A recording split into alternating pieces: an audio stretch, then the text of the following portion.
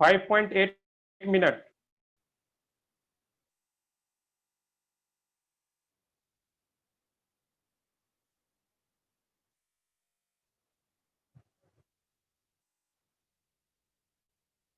देखिए, चलिए अब सॉल्व करते हैं हम।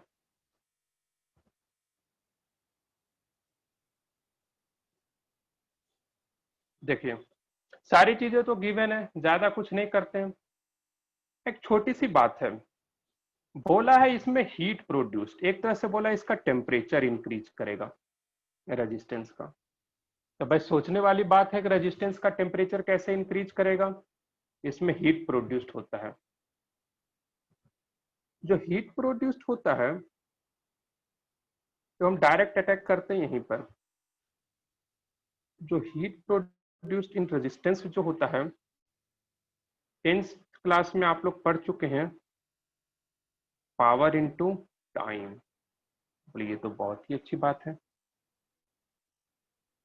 और यही चीज हमें कैलकुलेट करना है। क्वेश्चन में यही टाइम हमें कैलकुलेट करने के लिए बोल रहा है। ठीक है,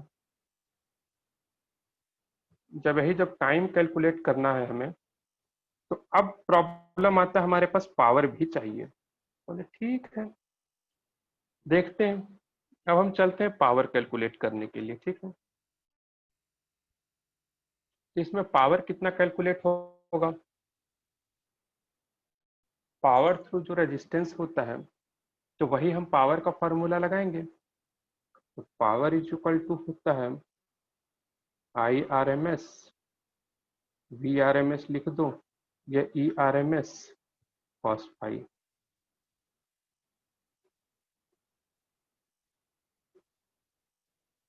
ठीक है, इतना हम कर देंगे, I R M S E R M S cos phi. और चलो ठीक है, अब देखते हैं। तो चलते हैं फाइंड करने के लिए।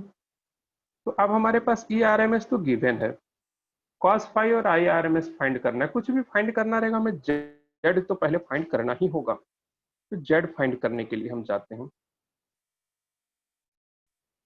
Root under R square plus X square. हम एक्सएल माइनस एक्ससी का स्क्वायर लिख देते हैं। आर हमें पता है, लेकिन एक्सएल और एक्ससी हमें नहीं पता है। तो एक्सएल इज इक्वल टू क्या हो गया, ओमेगा इंटू एल। ठीक है, तो ओमेगा हमें फ्रीक्वेंसी दिया, ये ओमेगा नहीं है, यूनिट के ऊपर ध्यान देना है, ये रेडियन नहीं है, ये हर्ट्ज है। तो यहाँ पर हो जाएगा 2 pi F into L. 2 pi into 750, L की वैल्यू क्या हो गया 0.1803। अब इसको आप लोग कैलकुलेट कीजिएगा, एक्सएल की वैल्यू आ जाएगी 849.2 ओम। ठीक है, यहाँ तक कोई डाउट है?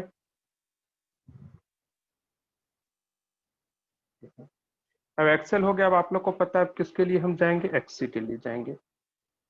एक्ससी 1/ओमेगा सी। ठीक है, तो 1 अपॉन, डायरेक्ट लिखते हैं 2 pi into F 750 into 18 into 10⁻⁻⁻⁶। ठीक है।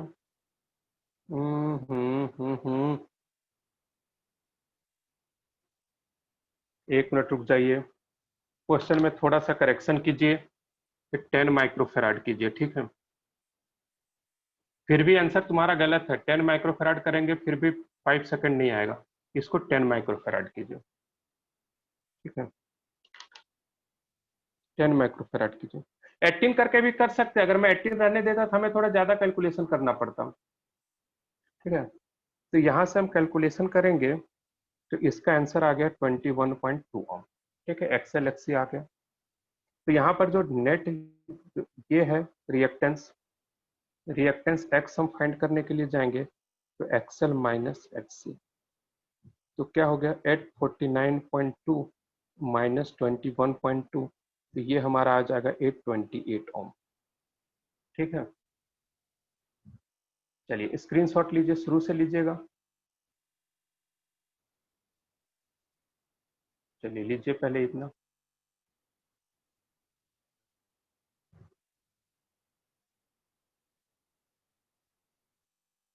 ठीक है, चलिए यहाँ तक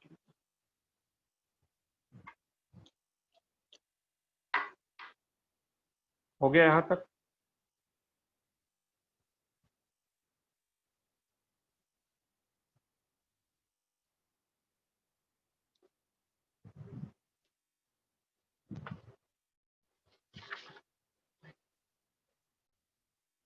अब फाइनली हम आ जाते हैं जेड के ऊपर।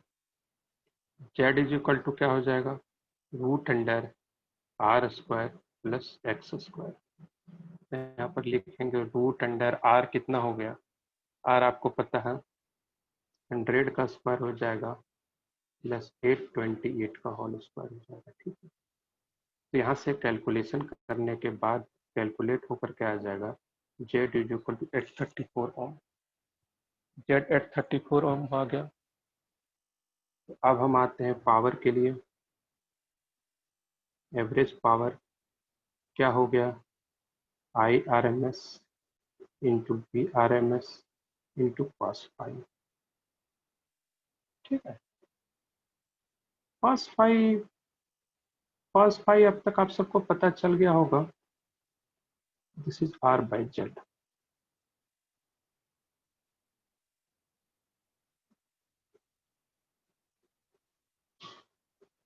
आई आर एम एस को क्या लिख देंगे, V R M S by Z. यहाँ पर आ गया V R M S into cos phi को क्या लिख देंगे, आर बाई जेड। तो देख लीजिए,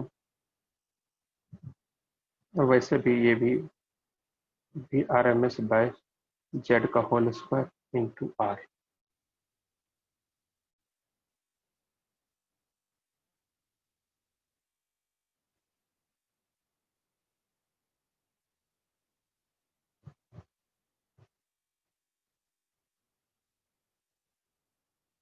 ठीक है, यहाँ तक हो गया।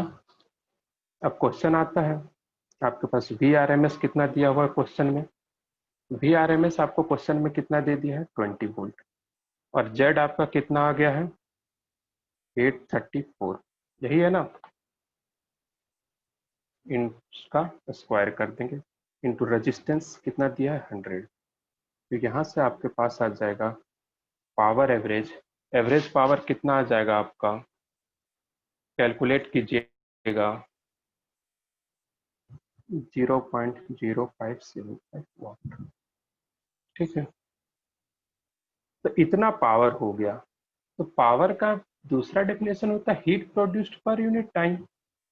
यही होता है पावर डिसिपेट बाय या एनर्जी पर यूनिट टाइम। तो यहाँ पर जो हीट का जो फॉर्मूला हमारे पास आ जाएगा, हीट का या एनर्जी सेम है, एनर्जी इज इक्वल टू क्या हो जाएगा, एवरेज पावर इनटू टाइम।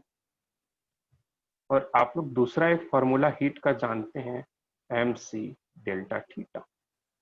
यहीं पर टेम्परेचर कम ज्यादा होता है। तो अब आपके क्वेश्चन में आता है एम कहाँ से आएगा, एम तो दिया नहीं है। ठीक है, तो आपको पता होता है एम सी को हम कंबाइंड थर्मल कैपेसिटी के नाम से जानते हैं। थर्मल कैपेसिटी के नाम से जानते हैं। अब पावर एवरेज हो गया 0.0575 इंटू टी। और थर्मल कैपेसिटी हमें कितना दे दिया है, 2 जूल पर डिग्री सेल्सियस। एक चीज ध्यान में रखना है जेई वाले, 2 जूल पर सेल्सियस यहाँ दिया है, डिग्री पर सेल्सियस बहुत अच्छी बात है। सामने वाले की इच्छा कैलोरी में भी देने की हो सकती है, तो उस कंडीशन में आपको चेंज करना पड़ेगा यूनिट, क्योंकि वॉट जो है वो किस में है, जूल पर सेकंड में। ठीक है, ऐसा नहीं कि जल्दीबाजी में कैलोरी को लिख करके काम निपटा देंगे, ऐसा नहीं। यहाँ जूल पर सेल्सियस दिया हुआ है, थर्मल कैपेसिटी इसलिए 2 लिख दिए। और ये डेल्टा थीटा कितना डिग्री टेम्परेचर इंक्रीज करने की बात कर रहा है, 10 डिग्री सेल्सियस। ठीक है, तो यहाँ पर 20 अपॉन 0.0575 आएगा, ये आ जाएगा सेकेंड में। ठीक है, इसे कैलकुलेट करेंगे तो नियरली इक्वल टू आ जाएगा 5.8 मिनट। ठीक है, चलिए स्क्रीनशॉट ले लीजिए, सिंपल है।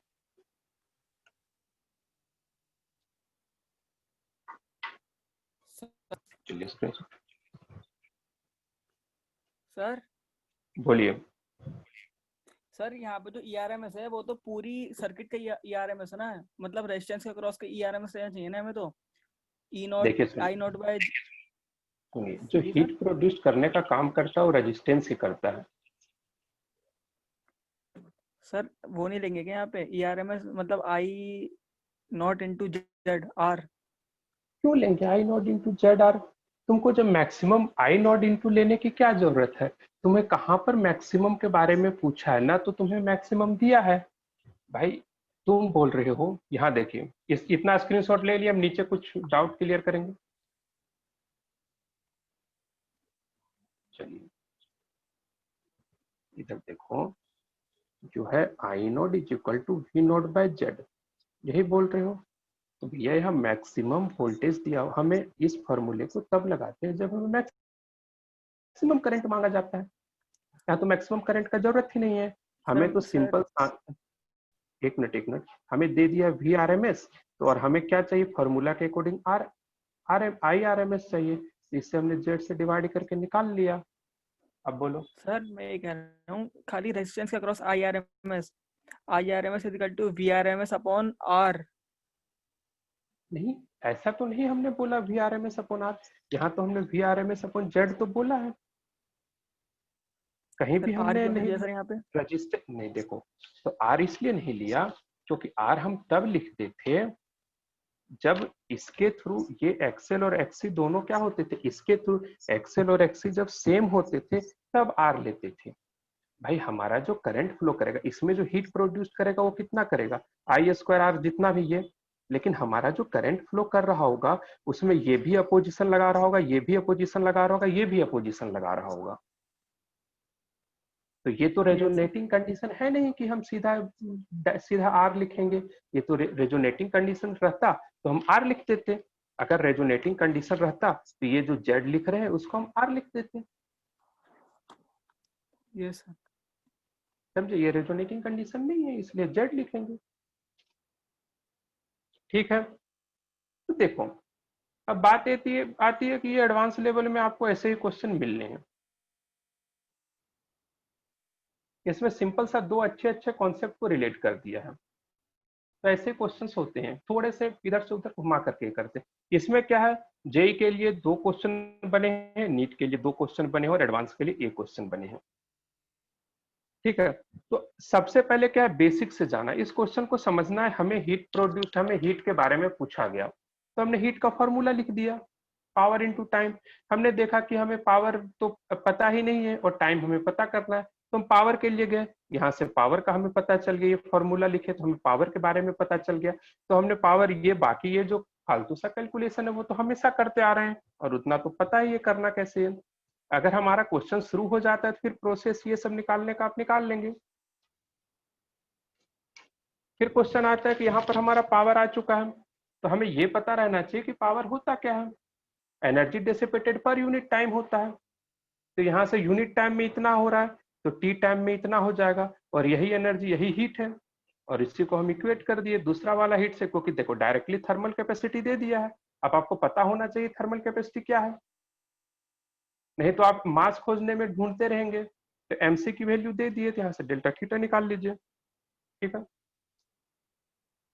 चलिए यहाँ तक खत्म करते हैं। अब आगे स्टार्ट करते हैं। बहुत दिनों से आप लोगों का वेटिंग में टॉपिक चल रहा है transformer.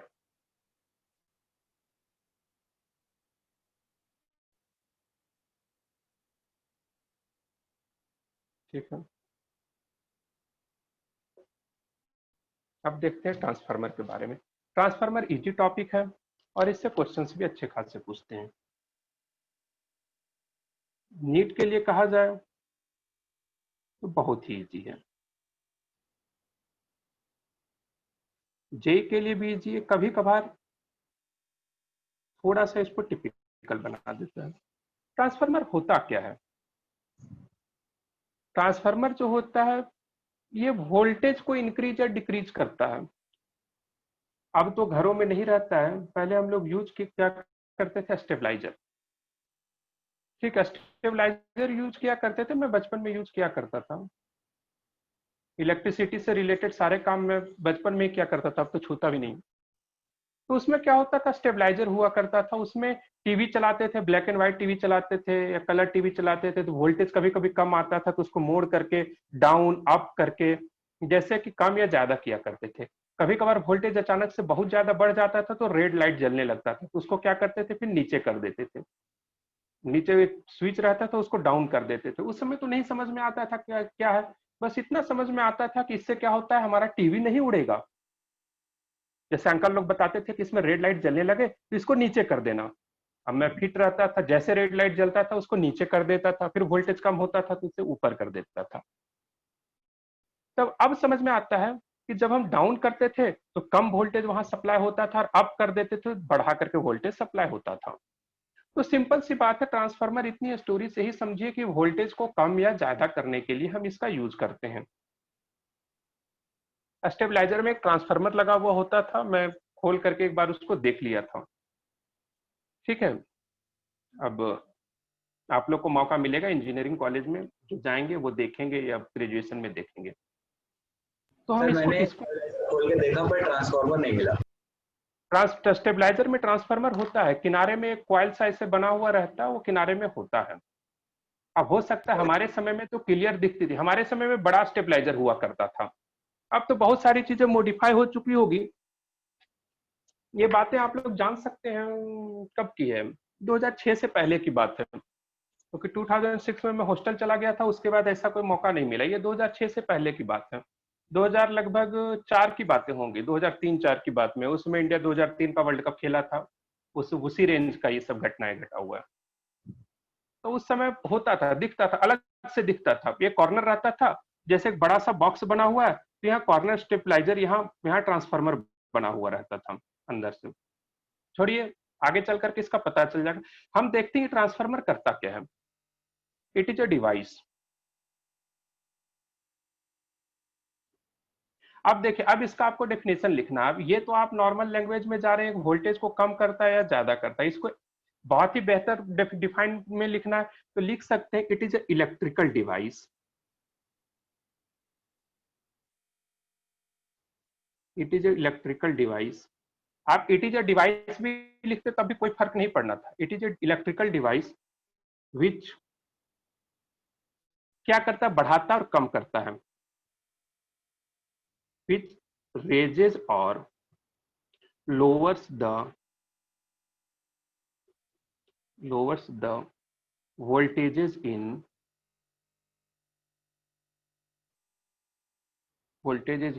AC circuit. AC circuit through mutual induction.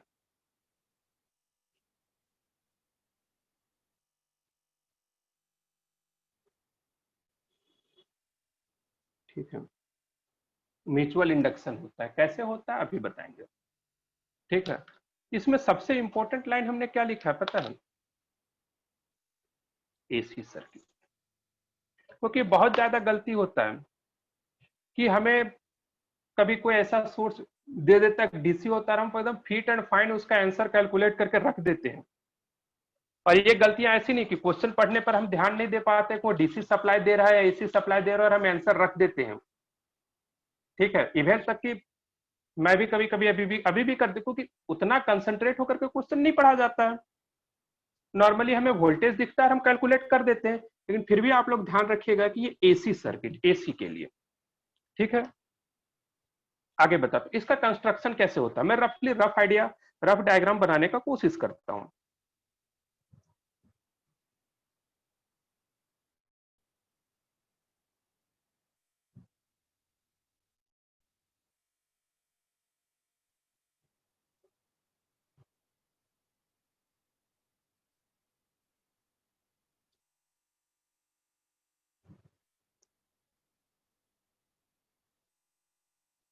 ठीक है, ये खाली जगह है। ठीक है,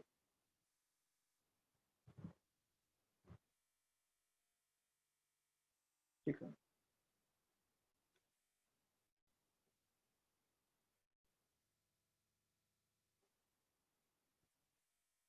ठीक है। ये हो गया, इसे हम कोर के नाम से जानते हैं। ठीक है, इधर से एक कॉइल लगा हुआ रहता है,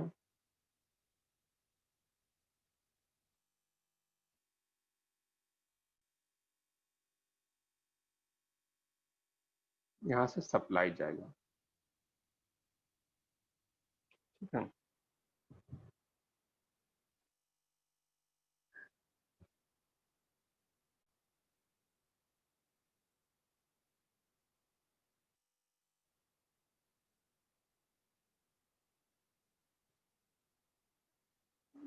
और एक इधर हमारा लोड लगा हुआ रहता है जहां से आउटपुट हमारा ये होता है। ठीक है, एकदम एग्जैक्ट इसी तरह का शेप बना हुआ रहता है, मुझे अभी भी याद है, मैं एकदम इसी तरह से देखा हुआ था और ऐसा होता ही है। ठीक है, ये हमारा इनपुट साइड रहता है। ठीक है, देखो तो ये किन किन चीजों से मिलकर के बना हुआ रहता है, ये कोर हो गया और ये हो गया प्राइमरी कॉइल। प्राइमरी जो हमारा सोर्स रहता है वो प्राइमरी, या कभी कभार इस एग्जाम क्वेश्चन में मेंस भी कहते हैं। मेंस यानी मेंस करंट या मेंस वोल्टेज अगर दिया हुआ है तो आप समझ जाइएगा ये सोर्स की बात कर रहा है प्राइमरी का, और जो हमारा बाहर आउटपुट होता है इसे हम सेकेंडरी कॉइल कहते हैं। ठीक है, कभी कभार क्वेश्चन में दे दिया रहेगा सेल, सेल यानी प्राइमरी या सेकेंडरी कॉइल। प्राइमरी और सेकेंडरी कॉइल को कंबाइंड रूप से सेल कहते हैं। क्वेश्चन रहेगा कि इन दोनों के बीच में कितना रेजिस्टेंस रहता है, इन दोनों के बीच में इनफाइनाइट रेजिस्टेंस रहता है। क्यों? क्योंकि भाई दोनों ओपन है, दोनों अलग अलग है, इन दोनों के बीच में इससे डायरेक्ट करंट इसमें नहीं जा रहा है कुछ, ये ओपन सर्किट की तरह। इसलिए एक क्वेश्चन ऐसे भी आता है कि प्राइमरी और सेकेंडरी कॉइल के बीच में ऐसा क्वेश्चन आ सकता है। ऐसा क्वेश्चन इसलिए आ सकता है क्योंकि एक बार ये क्वेश्चन आ चुका है इलेक्ट्रिकल इंजीनियरिंग का गेट के एग्जाम में। ठीक है, इलेक्ट्रिकल इंजीनियरिंग के गेट के पेपर में क्वेश्चन आ चुका है कि प्राइमरी और सेकेंडरी कॉइल के बीच का रेजिस्टेंस कितना होता है। ठीक है, मेरे दोस्त लोग थे, उन्होंने ये क्वेश्चन डिस्कस कर रहे थे प्राइमरी और सेकेंडरी कॉइल का। तो सिंपल सी बात है, आदमी यही सोचता है कि यहाँ से कनेक्टेड है, इससे करंट इसमें जा रहा है, भाई जा रहा है तो कितना होगा, रेजिस्टेंस कुछ होगा, तो अपने हिसाब से सब लिख करके आए। लेकिन इन दोनों के बीच में इनफाइनाइट रेजिस्टेंस होता है। क्यों? क्योंकि ये अलग पार्ट है, ये अलग पार्ट है, एक तरह से ओपन है ये दोनों, क्योंकि कोई कनेक्शन नहीं है। तो इन दोनों के बीच में इनफाइनाइट रेजिस्टेंस रहता है, इसलिए नॉलेज के लिए इसको ध्यान रखिएगा। समझे? ठीक है, तो यहां तक हो गया ये प्राइमरी, जो सोर्स रहता है वो प्राइमरी हो गया, ये कोर हो गया। ठीक है, सबसे important line, it works only for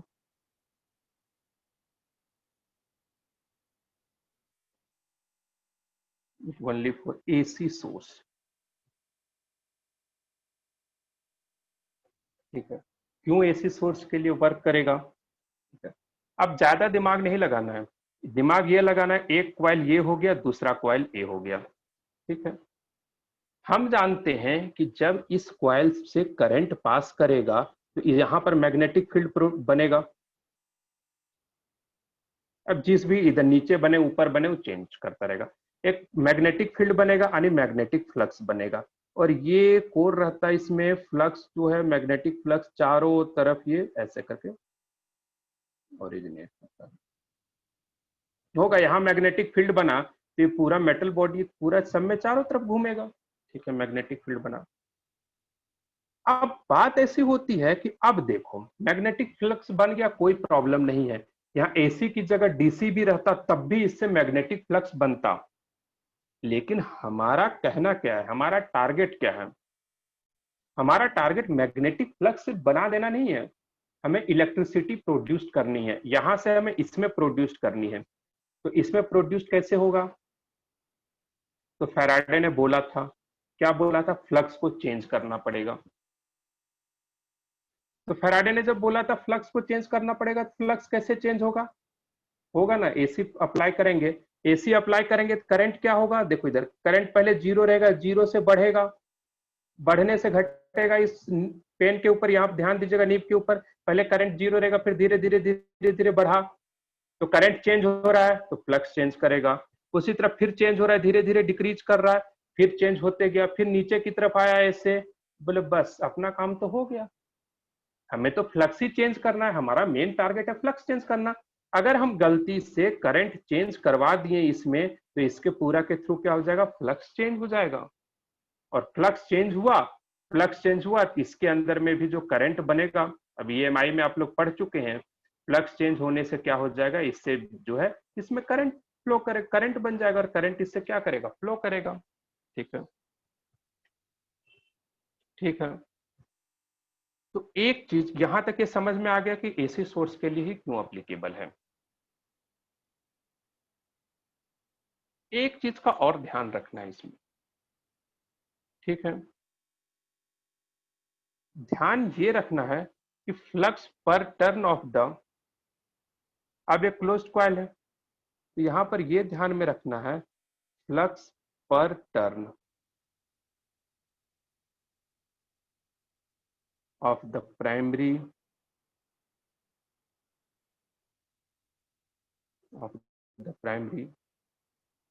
must be equal to the